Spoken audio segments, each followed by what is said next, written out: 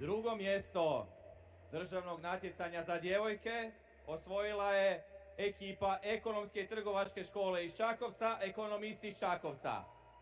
Nagrade će dodijeliti član tehničke komisije gospodin Ivan Vrbik.